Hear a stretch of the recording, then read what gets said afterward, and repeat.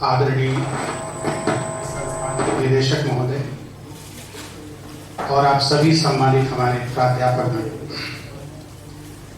हम सीधे विषय पे आते हैं। भ्रष्टाचार क्या है? सबसे पहले तो ये समझने की जरूरत है, क्या दिक्कत है इसमें? अच्छा,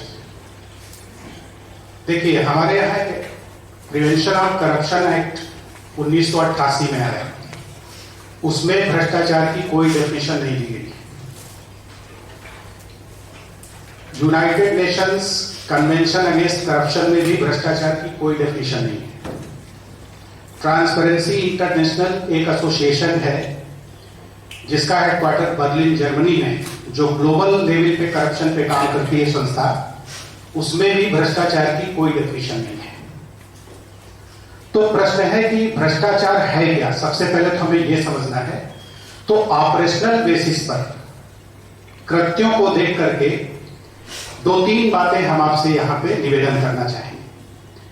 पहली बात तो यह है कि जो पद और सामर्थ्य शक्ति आपको अपने कर्तव्य के निर्वाह के लिए दी गई, किसी भी पद पर और किसी भी विभाग का व्यक्ति हो, उसका मिसयूज करना या उसका नो यूज करना या उसका ओवर यूज करना, यह करप्शन है। अगर आप अपने कर्तव्य और अपने पावर्स को मिसयूज करते हैं, किसके लिए? For your personal and private gains, अपने व्यक्तिगत लाभ के लिए। दूसरी बात, जो हमारे विधि निषेध बनाए गए, विधि निषेध का अर्थ है कि ये करना है और ये नहीं करना है, डूज एंड डोंट्स। यदि उनका हम उल्लंघन करते हैं जीवन के किसी भी क्षेत्र में, जीवन के किसी भी पहलू में, तो यह भी हमारा भ्रष्टाचार है। और तीसरी, अपनी सेवा को जारी करने से पहले हमने जो टर्म्स एंड कंडीशंस पे साइन किया है, जो हमने प्रतिज्ञाएं ली, जो हमारे अधिनियम कानून में बने हुए जो नियम और विनियमन बने हुए, इनका उल्लंघन करना भी भ्रष्टाचार है। तो यह है भ्रष्टाचार की डेफिनेशन कि भ्रष्टाचार क्या है, उसको हम कैसे समझें, कब हमें पता चलेगा कि हम भ्रष्टाचार कर रहे हैं। तो ये तीन चीजें हमने जो आपके सामने रखी, इसके माध्यम से आपको पता चल सकता है कि ये आपका जो एक्ट है, आपका जो कृत्य है, वो भ्रष्टाचार के अंतर्गत आता है कि नहीं आता है। दूसरा है कि भ्रष्टाचार के अंतर्गत दो तीन चीजों को और ध्यान में रखना है। भ्रष्टाचार का क्षेत्र क्या है? जियोग्राफिकल टर्म से नहीं, जो डिपार्टमेंट्स हैं, कितने डिपार्टमेंट्स भ्रष्टाचार के अंतर्गत आते हैं। तो इस पर एक सुप्रीम कोर्ट ने एक टिप्पणी की थी। उन्होंने कहा था कि भ्रष्टाचार आज ईश्वर की तरह हो चुका है। It has become like God who is all pervading, जो सर्वव्यापी। कोई भी विभाग ऐसा नहीं है जो भ्रष्टाचार से मुक्त हो। कहीं पर भ्रष्टाचार अधिक होगा, कहीं पर भ्रष्टाचार कम होगा, लेकिन भ्रष्टाचार है सभी जगह। समय सीमित है, इसलिए बहुत विस्तार और बहुत सूक्ष्मता में विवेचना तो नहीं हो पाएगी। हम मोटी मोटी हेडिंग्स आपको संकेत कर रहे हैं। तो हर क्षेत्र भ्रष्टाचार से आक्रांत है। दूसरा है कि भ्रष्टाचार का नेचर क्या है, प्रकृति। तो दो तरह के भ्रष्टाचार देखने को मिलते हैं, एक कोअर्सिव और एक कोल्यूसिव। कोअर्सिव होता है कि किसी को भय या प्रलोभन देकर के भ्रष्टाचार करने के लिए बाध्य करना कि आप हमारा ये काम कर दीजिए, नहीं तो मैं आपके साथ ऐसा गलत कर दूंगा, आपको गोली मार दूंगा, आपके परिवार का अपहरण कर लूंगा। अगर इस तरह का कुछ है तो ये क्या है? कोअर्सिव। प्रलोभन देकर के, बहुत बड़ी एक रिश्वत की राशि आपको देने का लालच देकर के आपसे भ्रष्टाचार कराया जाता है, तो ये कोअर्सिव। और दूसरा है कोल्यूसिव, जिसमें साठ गांठ होती है, परस्पर सहमति से भ्रष्टाचार होता है। इसमें सहमति नहीं, इसमें तो आपको दबाव देकर के कराया जा रहा है, ये बाध्यकारी। और जो कोल्यूसिव है वो बाध्यकारी नहीं, उसमें आप भी शामिल हैं, सहमत। तो ये उसका नेचर हो गया। इसके बाद में भ्रष्टाचार के प्रेरक तत्व तो मुख्य रूप से दो हैं, एक है नीड बेस्ड और एक है ग्रीड बेस्ड। आवश्यकता से प्रेरित, आपकी तनख्वाह बहुत कम है, वेतन आपका बहुत कम, ऐसे बहुत से विभाग हैं जहां पे वेतन बहुत कम है और व्यक्ति अपनी जो बेसिक नीड्स है उनको फुलफिल नहीं कर पा रहा है, परिवार का योगक्षेम वहन नहीं कर पा रहा है, बच्चों को ठीक से पढ़ा नहीं पा रहा है, कोई परिवार परिजन बीमार है, उसका ठीक से इलाज नहीं करा पा रहा है। तो ये क्या हो गया? अगर इसके कारण वो भ्रष्टाचार करता है, रिश्वताचार करता है, तो ये हो गया नीड बेस्ड, इसमें तो आदमी मजबूर है। दूसरा है ग्रीड बेस्ड। छठे और सातवें पे कमीशन के बाद में आज लगभग सभी की तनख्वाहें इतनी हो गई हैं कि मुझे लगता है कि एक सामान्य सम्मानपूर्ण जीवन व्यक्ति जी सकता है, लेकिन उसके बावजूद भी अगर व्यक्ति भ्रष्टाचार करता है तो ये ग्रीड बेस्ड है, ये नीड बेस्ड नहीं। तो ये हो गया कि उत्प्रेरक कौन है भ्रष्टाचार, तो उत्प्रेरक ये। और भ्रष्टाचार के फिर कारण है, भ्रष्टाचार के बहुत सारे कारण हैं। हमारा एथिक्स अगर मजबूत नहीं, एथिकल नॉर्म्स जो हमारे हैं, हमारा जो एथिकल कोड ऑफ कंडक्ट है वो अगर मजबूत नहीं है और उसमें हमारी निष्ठा नहीं, तो हम भ्रष्टाचार करेंगे। हमारा जो सोशल सिस्टम है वो ऐसा है कि समाज में अगर धन को मान्यता दे दी गई कि आप तभी समाज में मान्य होंगे, प्रतिष्ठित माने जाएंगे, बड़े माने जाएंगे जब आपके पास बहुत धन होगा। जैसा कि ये प्रचलन अमेरिका में आपकी काबिलियत से कोई मतलब नहीं, आपने कितना धन कमाया है, आपके पास अगर बहुत धन है तो आप बड़े प्रतिष्ठित हैं, साधन चाहे जो रहा हो आपका। तो तात्पर्य क्या कि समाज में भी जो नॉर्म्स बनाए गए, जो पैरामीटर्स हैं व्यक्ति के बड़प्पन को नापने की, वो हमारे गलत है। इसके कारण व्यक्ति समाज में अपनी प्रतिष्ठा को कायम करने के लिए या उस प्रतिष्ठा को बढ़ाने के लिए भ्रष्टाचार करता है। और भी बहुत से कारण हो सकते हैं। फाइनेंशियल कारण में गरीबी एक बहुत बड़ा कारण है, आर्थिक विषमानता बहुत बड़ा कारण है। पॉलिटिकल सिस्टम में आप देखो कि इलेक्शन में जो व्यक्ति उतरता है उसको टिकट पाने के लिए कितनी बड़ी धनराशि देनी पड़ती, ये किसी से छिपा नहीं। इलेक्शन में भी करोड़ों रुपए खर्च करना पड़ता है। तो अब वो इलेक्शन जीत करके अगर आता है तो वो ब्याज सहित अपना ये जो कुछ उसने खर्च किया है उसको वापस लेना चाहेगा, तो वो भ्रष्टाचार करेगा ही करेगा, इसमें कोई दो राय नहीं। तो तात्पर्य क्या है कि ये बहुत सारे कारण हैं। हमारा जो कानून है वो बहुत कठोर नहीं, लचीला है। और क्या है, कानून की प्रक्रिया इतनी कॉम्प्लेक्स है और इतनी दीर्घव्यापी, इतना लंबा समय लेती है कि व्यक्ति उब जाता है, कोई मुकदमा कायम होता है, पता लगा 20 साल तक उसका निराकरण नहीं हो रहा। तो आदमी को लगता है कि क्या है यार, पता नहीं 20 साल में जिंदा रहेंगे कि मरेंगे, चलो अभी हम अपनी झोली भर लेते हैं, देखा जाएगा। अगर कानून हमारा सख्त हो, उसकी प्रक्रिया त्वरित हो और दंड बहुत कड़े हो कि अगर आपको 1 रुपया रिश्वत लेते भी पाया गया तो आपकी नौकरी समाप्त, आपकी पेंशन समाप्त, आपका फंड समाप्त और जिंदगी भर जेल, अभी ये प्रक्रिया कर दी जाए तो आपका भ्रष्टाचार बहुत कम हो जाएगा। तो ये बहुत सारे कारण बनते हैं। हमारा जो एडमिनिस्ट्रेटिव ढांचा है उसमें भी लूप होल्स हैं, ऐसा सिस्टम है कि उसमें भी भ्रष्टाचार के लिए रास्ते हैं। तो ये सारे बहुत से कारण इकट्ठा हो जाते हैं जिसके कारण हमारा ये भ्रष्टाचार होता है। प्रश्न ये उठता है कि ये भ्रष्टाचार कैसे रोका जाए। तो मैं यहां पर स्वामी विवेकानंद की बात को लाना चाहूंगा। स्वामी जी से एक बार पूछा गया कि विश्व की सारी समस्याओं का समाधान स्वामी जी क्या है, एक शब्द में आप बताइए। तो स्वामी जी ने उत्तर दिया कि निर्दोष व्यक्ति। निर्दोष व्यक्ति, अगर व्यक्ति को निर्दोष बनाया जा सके, व्यक्ति को पवित्र बनाया जा सके, तो हमारे विश्व की समस्याओं का समाधान हो सकता है। अब ये संभव है कि नहीं, ये एक यूटोपियन कल्पना है या एक आदर्शवादी सोच है, वो एक अलग बात है। लेकिन उन्होंने जवाब दिया कि अगर क्योंकि व्यक्ति से ही सारी समस्या है, सारी जो प्रॉब्लम्स है हमारी मैन मेड है। अगर आप प्राकृतिक समस्याओं को भी देखें तो वहां पर भी प्रकृति का जो अविवेकपूर्ण दोहन किया गया है, प्रकृति के साथ जो अमर्यादित छेड़छाड़ की गई है, इस उपभोक्तावाद की संस्कृति के कारण, इसी के कारण प्रकृति में असंतुलन है और वहां से भी समस्याएं पैदा हो रही। तो ये सब किया किसने? ये मनुष्य ने किया। तो इस मनुष्य को स्वामी जी कहते हैं अगर ठीक कर दिया जाए तो हमारे देश में ही नहीं, विश्व में भी जो भी ये भ्रष्टाचार अनाचार की समस्या है, इसका समाधान संभव हो सकता है। और उसका उपाय जो स्वामी जी बताते हैं वो कहते हैं कि हमारी शिक्षा पद्धति वो संस्कार और मूल्यों से ओतप्रोत होनी चाहिए। आज हमारी शिक्षा पद्धति को अगर आप गौर से देखें तो केवल वो एक नौकरी प्राप्त करने का साधन मात्र है और उसमें भी वो समर्थ नहीं है। ऐसा नहीं कि हर शिक्षित व्यक्ति को नौकरी मिल रही है। तो तात्पर्य क्या है कि संस्कारों से और मूल्यों से ओतप्रोत अगर शिक्षा पद्धति है, वहीं से हम अपने संस्कार के विरुद्ध नहीं जा पाते।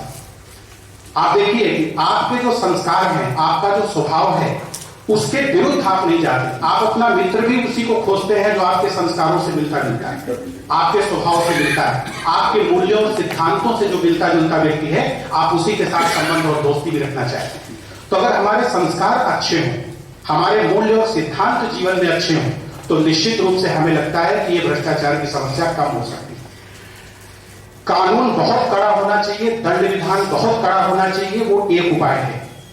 लेकिन केवल इसी उपाय से हम भ्रष्टाचार खत्म नहीं कर सकते।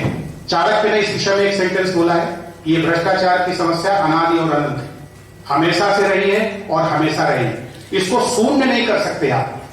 व्यवहारिक स्तर पे इसको मिनिमाइज किया जा सकता है, इसको कम किया जा सकता है, नियंत्रित किया जा सकता है, लेकिन इसको पूरी तरह समाप्त किया जा सके ऐसा संभव नहीं है, क्योंकि रावण और कंस, शिशुपाल, दुर्योधन हमेशा से रहे हैं और हमेशा रहेंगे और आज भी मौजूद है। अब प्रश्न उठता है कि इसके लिए हमें क्या करना चाहिए। तो मेरा ये कहना है, क्योंकि मेरा दर्शन विषय वैसे तो नहीं रहा, मैंने बीएससी किया, एलएलबी किया, इंग्लिश लिटरेचर में एमए किया, फिलॉसफी मेरा एकेडमिक सब्जेक्ट नहीं रहा, लेकिन चूंकि विवेकानंद दर्शन पे मैंने राष्ट्र के अंदर 600 से ज्यादा speeches, more than 200 top most institutions में डिलीवर किए, तो मेरी जो सोच है वो थोड़ी सी दार्शनिक और आध्यात्मिक है। तो मुझे ऐसा लगता है कि व्यक्तिगत स्तर पे हम विवेकानंद के जीवन को लें, स्वामी जी के जीवन की 2 घटनाएं हम आपके सामने रखें और उसके बाद उसको थोड़ा सा एनालाइज करें। स्वामी जी जब अमेरिका गए तो अमेरिका का एक बहुत बड़ा व्यक्ति था रॉकफेलर, जैसे आज के समय में बिल गेट्स हैं, हमारे एलन मस्क हैं, ये इस कोटि का वो व्यक्ति था धन के मामले में, और बहुत रोगी व्यक्ति था, उसको बहुत शरीर में कष्ट थे। तो रॉकफेलर से जुड़ा हुआ एक व्यक्ति स्वामी जी से परिचित था।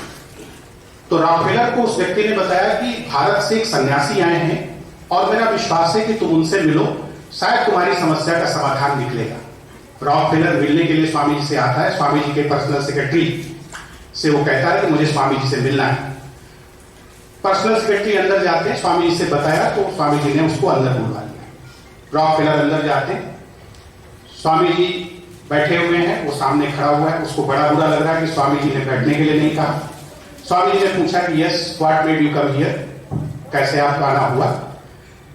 तो बड़े अभिमान के एटीट्यूड में स्वामी जी को देखता है और उसने कहा कि मैंने सुना है कि आप भारत से यहां पर धन इकट्ठा करने के लिए आए हैं। तो कई करोड़ डॉलर की चेक उसने उस समय स्वामी जी के सामने मेज पे ऐसे फेंका और कहा कि लो इसको ले जाओ, अपने देश के नंगे भूखे लोगों की मदद करो। विवेकानंद ने बड़े गौर से उसको देखा और उस चेक को उठाया और उसके 2 टुकड़े किए और डस्टबिन में ऐसे उठा के फेंक दिया। और स्वामी जी ने कहा कि you bloody you can not purchase this Indians here, तुम भारत के इस ऋषि को खरीद नहीं सकते। ये बल कहां से आया विवेकानंद ने, ये सोचने की बात है। हम ये समझते हैं कि जब तक हम बाह्य एजेंसियों के द्वारा पकड़े नहीं जाएंगे, हमें विजिलेंस कमीशन जब तक नहीं पकड़ेगा, पुलिस नहीं पकड़ेगी, सीबीआई नहीं पकड़ेगी, सीबीसीआईडी नहीं पकड़ेगी, पुलिस नहीं पकड़ेगी, डिपार्टमेंटल इंक्वायरीज नहीं शुरू होंगी, तब तक हम बहुत सुरक्षित हैं। आप सुरक्षित नहीं हैं। जो आपके अंदर बैठा हुआ अंतश्चेतना आपकी है, जो अंतरात्मा, वो 24 घंटे एक कृत्य को आपके देख रही है। आप क्या करते हो, क्या सोचते हो, क्या भावनाएं हैं, क्या धारणाएं हैं, क्या योजनाएं हैं, सब कुछ आपका intention, motive, knowledge, everything is clear to that consciousness. ये जो हमारी चेतना है, जिसको हम अंतरात्मा कुछ भी कह सकते हैं, जिसको साक्षी कह सकते हैं, जिसको आपके हृदय में बैठा हुआ परमात्मा ईश्वर कह सकते हैं, ये जो हमारी अंतश्चेतना है, ये अपराध बोध से, पाप बोध से निरंतर मुक्त रहे और आपका जो आत्म तेज और आत्म बल है वो प्रगल्भ बना रहे, अपराजित बना रहे, दुर्दमनीय बना रहे। इसके लिए जरूरी है कि हमारा जीवन निष्कलंक, निष्पाप और निर्दोष होना चाहिए था। यही बल स्वामी जी के जीवन में था कि करोड़ों डॉलर की चेक उस महापुरुष को खरीद नहीं पाई। और आज हम एनजीओ बना करके, आश्रम बना करके, मठ बना करके कितने फ्रॉड करते हैं इस पैसे को पाने के लिए। आज भी वो रामकृष्ण मिशन चल रहा है, क्योंकि वो एक ऐसी इंस्टीट्यूशन है जहां पर करप्शन जीरो है, जहां पर भ्रष्टाचार के प्रति टॉलरेंस बिल्कुल जीरो है। किसी भी प्रकार की त्रुटि और गलती वहां पर कतई बर्दाश्त नहीं की जाती। स्वामी जी ने जो नियमावली दी है, उस नियमावली के तहत वहां पर संस्थान को चलाया जाता है। तो हमारी जो ये अंतरात्मा है, ये हमें ना धिक्कारे, इसकी दृष्टि में हम अपराधी न सिद्ध हो सके, हम अपनी आंख से अपनी आंख को मिला सकें, ऐसा हमारा जीवन होना चाहिए। तब हम व्यक्तिगत स्तर पर भ्रष्टाचार करने से रुकेंगे। दूसरी बात, उनके चरित्र को लांछित करने के लिए अमेरिका में न जाने कितनी बार उनके साथ में ऐसा षड्यंत्र किया गया कि अत्यंत सुंदरी महिलाओं को स्वामी जी के साथ लगाया गया, लेकिन स्वामी जी ने उनमें भगवती का ही दर्शन किया, मां का ही दर्शन किया। यदि प्रत्येक नारी में आप ये दृष्टि रख सकें, देवी का भाव रख सकें, मात्र दृष्टि रख सकें, तो आपके जीवन में जो आचारगत सुचिता है वो कभी भी छूट नहीं सकती, बाहर नहीं जा सकती। तो ये जो काम और कांचन, ये दो जो सबसे मूल चीज होती है व्यक्ति को अपने जीवन में पतित करने के लिए, स्वामी जी दोनों पर विजयी थे। उनके गुरु की भी घटना है रामकृष्ण के जीवन में। मधुर बाबू जो काली मंदिर के प्रबंधक थे और उन्हीं का था, जो दक्षिणेश्वर काली मंदिर है वो रानी रासमणी जी का था और रानी रासमणी जी के दामाद थे मथुर बाबू जी। 50,000 रुपए रामकृष्ण परमहंस को वो देने के लिए आए। उस समय आप सोचो 50,000 रुपए की कीमत उस समय क्या थी। ठाकुर ने कहा कि तू मेरे त्याग को भ्रष्ट करना चाहता है, मुझे लालची और लोभी बनाना चाहता है। मैं अपने इस मन को जो उस ब्रह्ममयी मां के स्तर पर निरंतर चिंतन करता है, उसी में लीन रहता है, उस मन को मैं नीचे उतार करके तेरे इस कागज के टुकड़ों में ले आऊं। और मथुर बाबू को डांट करके भगा दिया। ये जो हमारे अंदर का भाव है, हमारी कोशिश हो कि हम इस भाव में जीवन जीना शुरू करें। और दूसरी बात, कर्म का जो सिद्धांत है वो आपको कतई नहीं छोड़ेगा, ये आप पक्का जान के रखिए। चाहे गुप्त और प्रकट रूप से, दृश्य और अदृश्य रूप से, ज्ञात और अज्ञात रूप से आप कुछ भी कर रहे हैं, लेकिन उसका फल आपके सामने जरूर आएगा। हम नाम किसी का नहीं लेना चाहते। आज जिन माफियाओं की दुर्गति जेलों में हो रही, क्या कभी उन्होंने स्वप्न में सोचा था कि ऐसी स्थिति हमारी रहेगी? कभी नहीं सोचा था कि हमारे कुकर्तों का, अपराधों का और पापों का इतना बड़ा दुष्परिणाम कि हमारा पूरा का पूरा साम्राज्य समाप्त कर दिया जाएगा, कोई व्यक्ति आकर के करेगा। लेकिन योगी आदित्यनाथ जी पैदा हो गए, कर्म का फल देने के लिए वो आ गए। तो आप जो भी करोगे, कर्म का सिद्धांत आपको कभी छोड़ने वाला नहीं है। भगवान राम के पिता थे दशरथ, उनसे एक अपराध हुआ था, श्रवण कुमार की हत्या, और वो भी भूल में हुआ, अनजाने में हुआ। लेकिन दशरथ को उसका दंड भोगना पड़ा, जबकि स्वयं बेटा उनका राम स्वयं ईश्वर था, परमात्मा था। उसके बाद भी उनकी रक्षा नहीं हो पाई। तो अगर आपको अपने जीवन में यह है कि हमारा जीवन पवित्र रहे, भ्रष्टाचार से, अनाचार से मुक्त रहे, तो मेरा ये आपसे व्यक्तिगत निवेदन है कि दो चीजों पर आपका मन फोकस होना चाहिए। एक तो वो जो हमारी अंतर्चेतना, अंतरात्मा है, वो निरंतर हमारे प्रत्येक कृत्य की साक्षी है। हम पूरे जगत से छिपा सकते हैं, लेकिन हम अपनी अंतरात्मा से कोई काम नहीं छिपा सकते। ये आपको पवित्र रखेगा।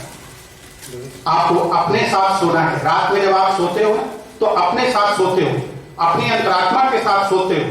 वो निर्दोष होनी चाहिए, वो अपराध बोध से शून्य होनी चाहिए, पाप बोध से शून्य होनी चाहिए, तभी आप सुकून की नींद सो पाएंगे।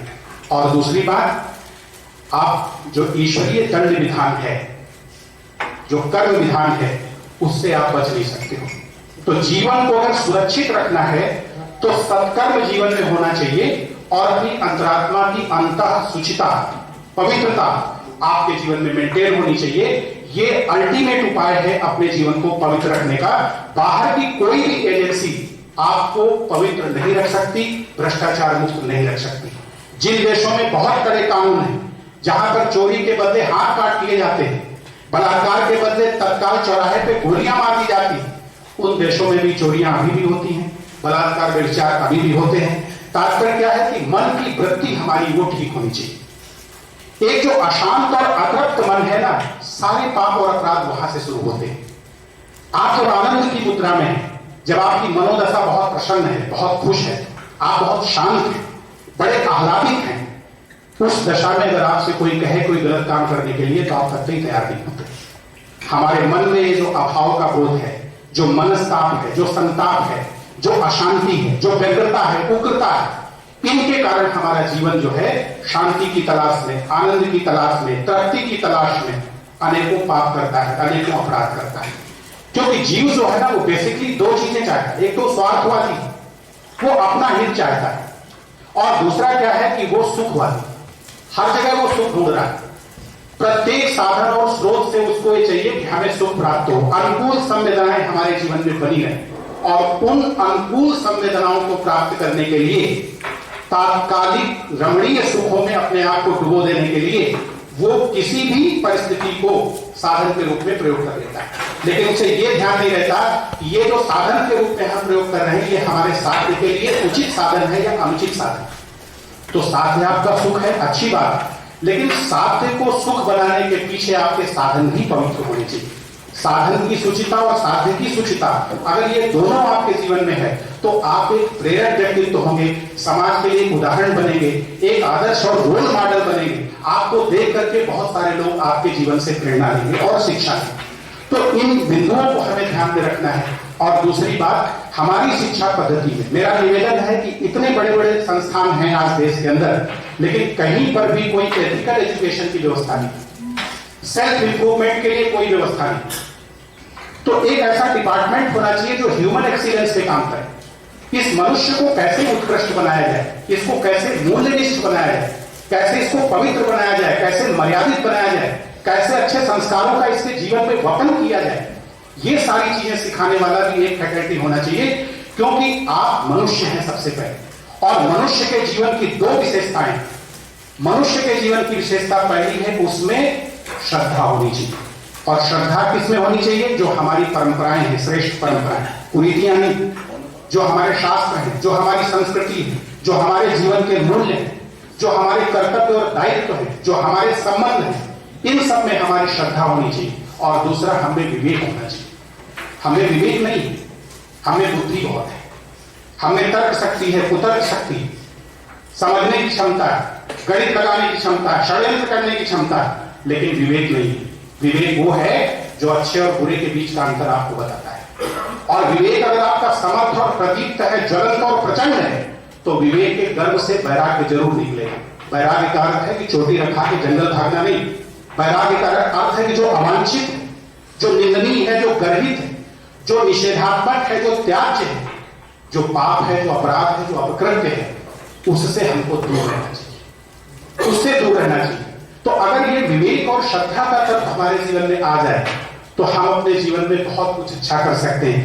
इन्हीं चीजों को विकसित करने के लिए, एक सुंदर चरित्र का निर्माण करने के लिए, शारीरिक, मानसिक, बौद्धिक, नैतिक, भावनात्मक, आध्यात्मिक, सांस्कृतिक, इन सारे पहलुओं को जो हमारे व्यक्तित्व से जुड़े हुए, उनको विकसित करने के लिए हमारे संस्थानों में एक फैकल्टी ऐसी होनी चाहिए जिस फैकल्टी में इन सब चीजों पे काम होना चाहिए। और सारे स्टूडेंट्स जो भी इंस्टीट्यूशन के अंदर आपके पढ़ रहे हैं, उनका सबका पार्टिसिपेशन उसमें अनिवार्य किया जाना चाहिए। ऐसी व्यवस्था होनी चाहिए। जब तक ये सब चीजें आप नहीं करें तब तक एक श्रेष्ठ मनुष्य का निर्माण नहीं होगा, और जब तक एक श्रेष्ठ और निर्दोष मनुष्य नहीं बनेगा तब तक भ्रष्टाचार की समस्या का समाधान नहीं हो सकता है।